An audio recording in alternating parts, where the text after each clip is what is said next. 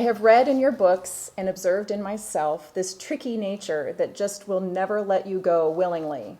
It is forever working on you, looking, probing, digging, clawing, switching up on you at mind-dazzling speed. It feels so natural to accept it when it steps in to identify a certain situation because it happens so quickly.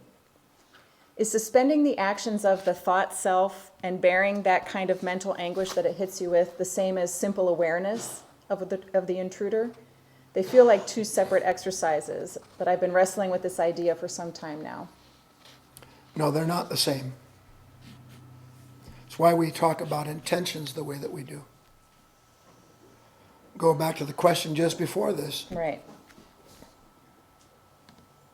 In fact, I hope that a particular person is listening to this.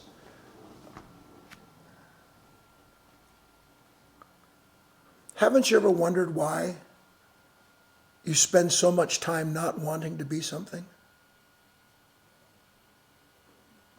Do you even understand the question?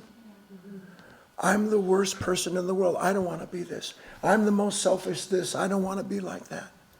All I do is hurt people. I don't want to be like that. All I do is hate my life. I don't want to hate my life. I don't want to be like that.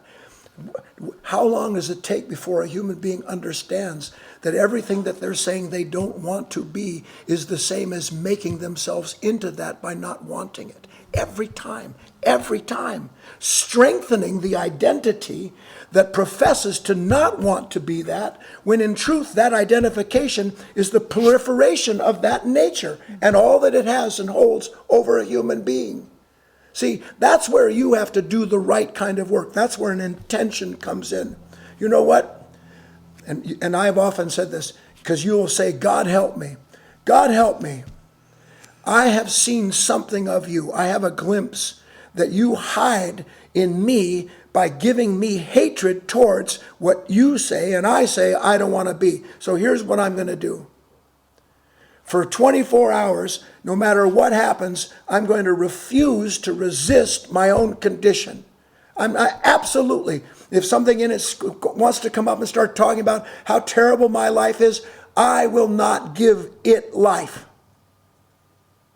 I will not give that thought, that feeling that denigrates me and then punishes others for the pain it produces. I will not give it my life.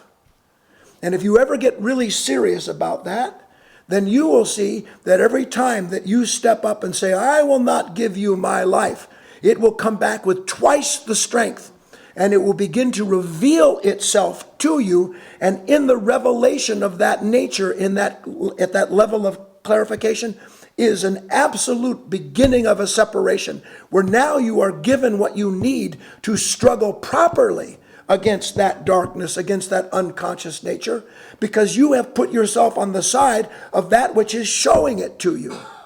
And the only way you put yourself on the side of what you have to see about yourself, to be free of yourself, is to understand that I must willingly enter into this battle. And please, even though I have lost every single skirmish for 5,000 years, I will still go into that to see what I can see. And you will always be rewarded first with a wave of thoughts and feelings that says, see, you can't. I'm going to keep this up. You can't. And the more it does that, the more you see that is not you. And that's the beginning of the nullification of this lower level of self.